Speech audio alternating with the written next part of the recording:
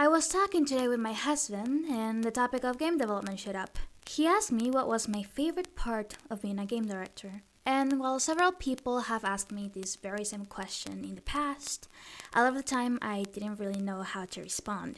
There's many parts that I like about being a game developer, specifically a game director.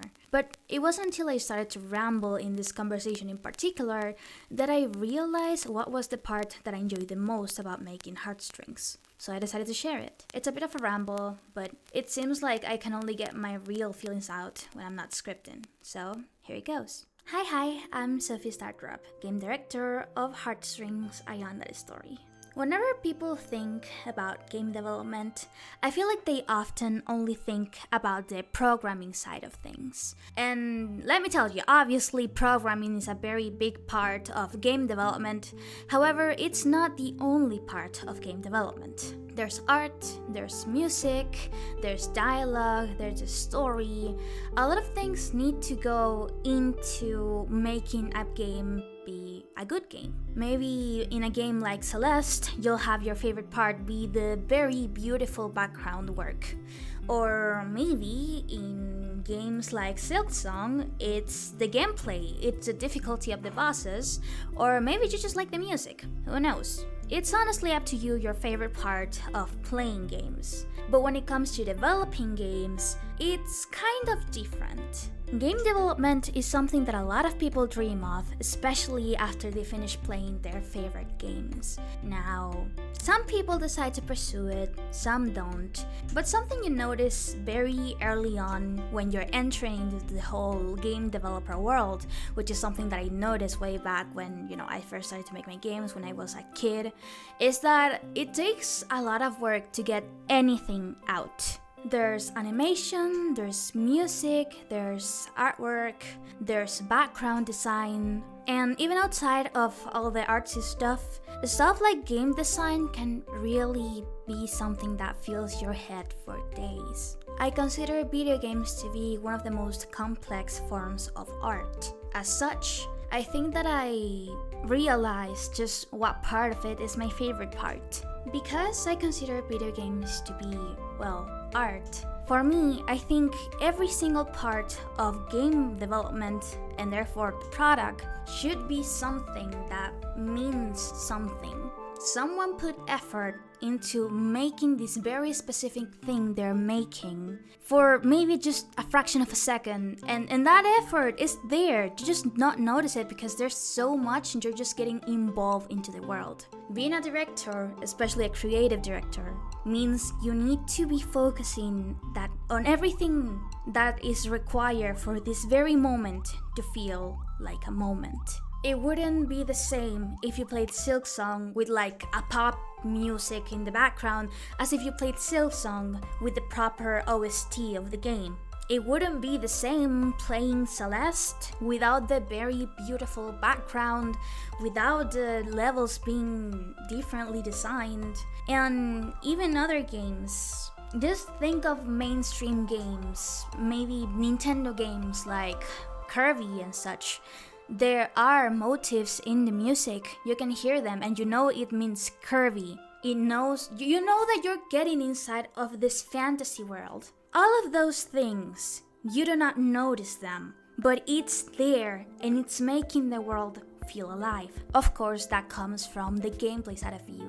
But how do you do this inside of game development? Because it's not just one thing. You can hear Kirby's motif while you're watching Kirby in the street just playing on the screen, but someone had to animate Kirby running around, being all cutesy and stuff, and someone else had to compose the music, and a third person had to edit all of that together to make it a good experience. The job of a creative director is to make sure that all of it comes together into an experience. If anything, it almost feels like being a creative director is one of the most privileged positions you could have in this entire industry. And honestly, I do believe it is. It's not as simple, but you get to see the experience a gamer will see before any other gamer sees it. And in this case, knowing that my story is mine, it just adds like an entirely different layer.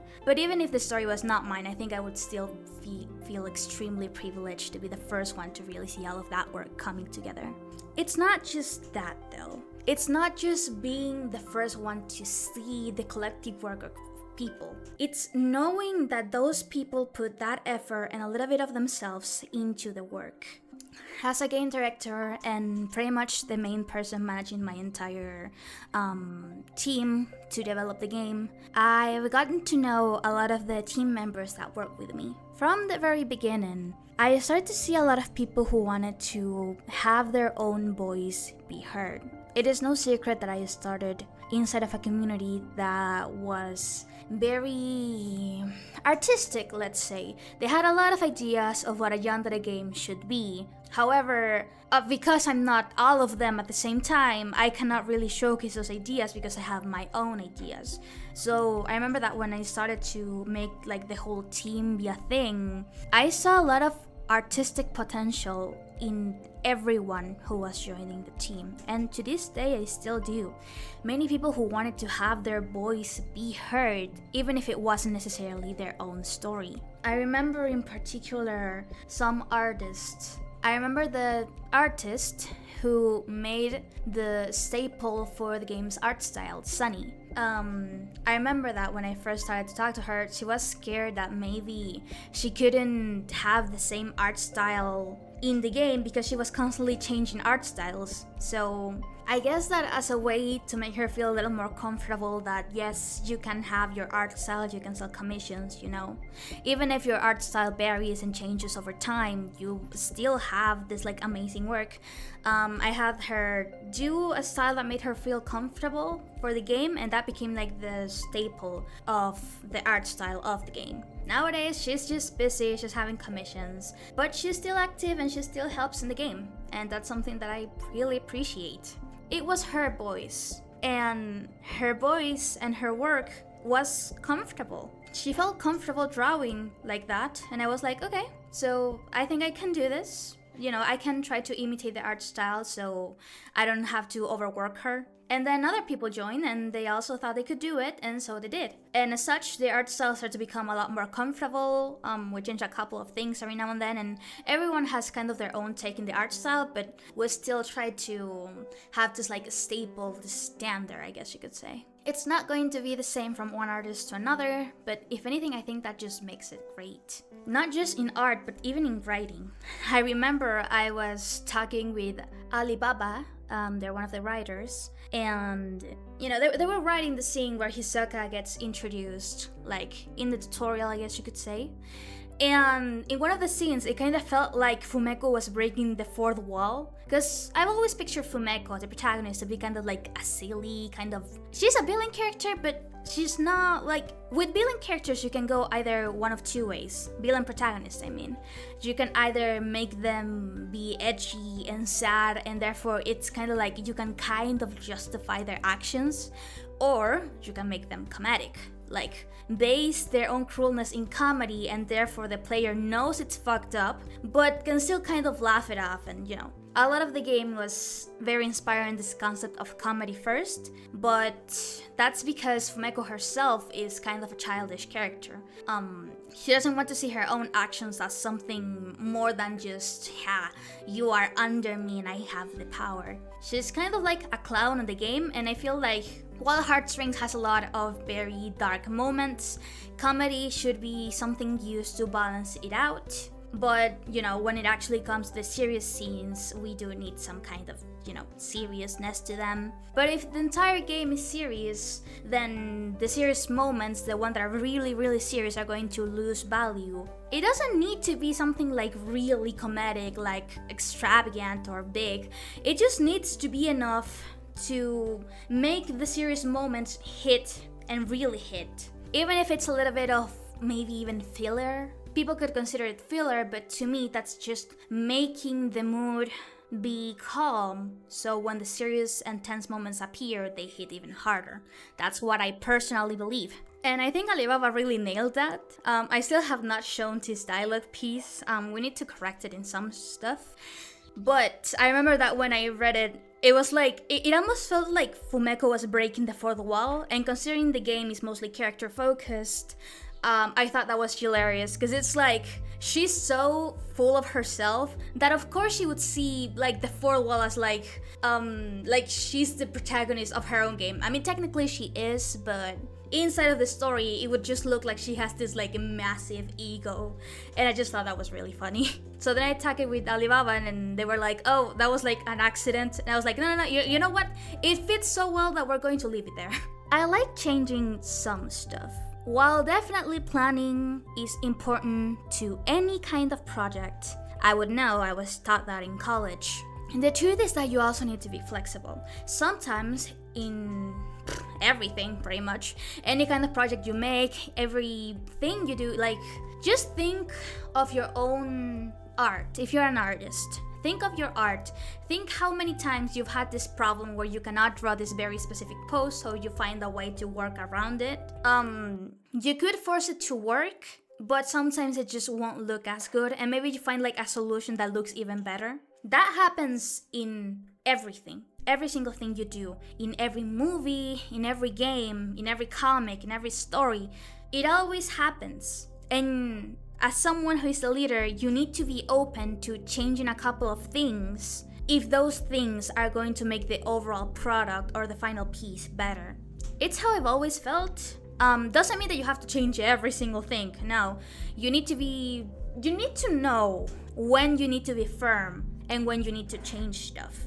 I know what my characters are, I know how they're going to be used for the story, I know the themes that I want them to represent, I know what I want them to do. However, I also know that I need to be open-minded, because maybe my great idea wasn't so great after all. I need to listen to the opinion of people. And because I did, a lot of things about the story were slightly modified and changed to a better version of itself. And I think that's what I love the most about game development. It wasn't just Alibaba or Sunny. Everyone has a voice in the team. Everyone gets listened to, and maybe I don't agree with that idea, and I say, no, I don't think this is necessary for the game.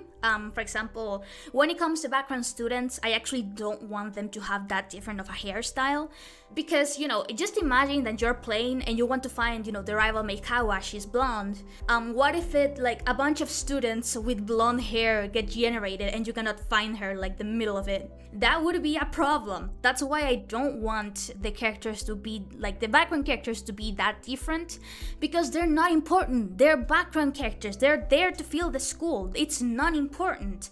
As such, it would be extra work that is unnecessary and maybe would become a problem to the player. But then there's other ideas like, hey, maybe when there's like a quick time event, we should have like a small menu of actions. And considering the amount of things you could do and that I want to have a kind of minimalistic control, I said, well, you know what? Let's try it. Maybe it works. And when I play tested it, I was like, oh, it does kind of feel good, It's kind of like a quick time thing, but it's not as quick, so you have some time to think, but enough time to know that it has to be a quick time reaction. It just felt good. It felt good to play. And I was like, you know what? Yeah, let's do that. It's things like that can add so much from listening to other people. It's why I've always believed that AI cannot replace things in games. For example, I'll be honest, I do not understand when developers do this thing that, oh, I'm going to replace a voice actress. No, why would you do that? What's the fun in that? An AI voice would only give you the thing you ask it to give you. Like, you say, I want this character to sound angry. It'll give you a voice that sounds angry. But when you actually request this from a voice actor, maybe he or she or they will have a unique take on the character. Maybe they'll read the character and say, oh, so this character is evil, but also I don't want it to sound so evil, so I'm gonna do like a funny little thing here. And then you realize that it just works. It works. I felt like that for many things of the game. For example, Fumeko's voice actress, Takara, she has a very big range for the more serious tones or maybe the more high-pitched tones of her voice. And I remember her telling me that for inspiration in Fumeko, she kind of thought of like a Spinel from Steven Universe. And you know what? With Sarah's styles like constant changing in and drift away versus other friends. I kind of think it's a good inspiration. You know, not necessarily because of how the characters are, but because the voice intonation has like these high-pitched tones that are for like more comedic scenes or more playful ones, and then this like sinister tone in the background. So I think that really works. That's like something. And then I heard her take and it was like, oh, that's even better than what I had in my mind. Oh my god. Everyone has a voice. And I do not understand whenever someone says, oh, but AI will replace it. No, it won't. You can replace the assets, but you cannot replace the person. And the person is what I like about game development. All the voices, all the ideas everyone has. It all just turns into something unique. We all have a general idea of where the project is going, and well, obviously I know where I want it to go. Not everyone has to agree with everything, and if anything, their own takes on the character can make, maybe players who maybe feel like, oh, Fumeko is kind of bad, but the game is kind of being soft with her. Maybe we can be crueler. We can be cruel with Fumeko and get her receive like a bunch of shit because she's evil, and maybe it'll be like this catharsis moment. We could add something like that. It sounds fun. If I can be fully honest, I think I've always been a little scared to talk about this subject in particular, because I have a feeling that whenever you say that you're open to changing stuff, people are gonna be like, oh, then you don't have a clear idea, and maybe the idea that you originally have is going to change. But what if you have an idea that is good, but you find a way to better it that it just makes it amazing? Why would you let that go just to stick to your idea? It doesn't mean that you're changing the core, because I know what my core is, and I know that the core of my game is good. It's about power, it's about control, it's about bad people in a world that just pushes them to be worse. But what if they actually can change? What if they choose to change? It won't erase their actions, but it'll stop them from committing more. I wrote that from the perspective of someone who wishes to have justice. It sounds funny, but my characters are bad people, and I do not really agree with them. If anything, I kind of feel like I myself could have been a victim of them. And as someone who lived through that, I guess I would want them to change, to stop hurting others. If the world around them is not going to be punishing them for any reason, this is a criticism I have from, my country's law system and such. I have a lot of criticism. The game is filled with social criticisms, and I'll be fully honest. But if they're not gonna punish it, then at the very least, I just don't want more people to suffer. I don't want to see abusers continue to do the things they do. If they're not going to be punished by the world, then I want them to be punished by themselves. Let them know that they did wrong, and that they're going to pay with a guilty mind for the rest of their lives while they actively try to improve so they stop hurting others. It's a bit of a dark and kind of bittersweet thing to say, but I think that's all I would really want out of people like that. You can only guess how much of a challenge it's been to really write these characters on paper. There's a lot of emotions that I put into them. They're based on both stuff about me, stuff about others, and stuff about the world. It's how I always write characters. I like to base them a little bit of me, a little bit of someone I knew, a little bit of the world around us. Something that I'm interested in exploring, something that it hurts me, and something that I love. That's how I like to write three-dimensional characters. But maybe it's just me. And who knows, maybe in the future I'll see this and I'll say, oh, this is kind of like the wrong angle to approach game director. Maybe I shouldn't have listened to people. Maybe I should just stick to my idea. The thing is, I think I'm sticking to my idea. I'm just modifying it so it's perfect. And for me, perfect doesn't mean flawless. It means love. And there's a lot of love in this game. There's a lot of people who really want to do something. And there's people who will use their experience into something else. And isn't that just perfect? This was honestly just a ramble. And maybe I'm just emotional because it's near the anniversary of the game. So, I don't know. But if my team is hearing this, I'm just letting you know that I love you. I really do. And to everyone else, I hope you don't give up, because there's many pretty things about doing your own projects or even helping others in their own. And I think that's neat. But that's about it for now. Remember to drink water, stay healthy, and see you in the next one. Bye bye.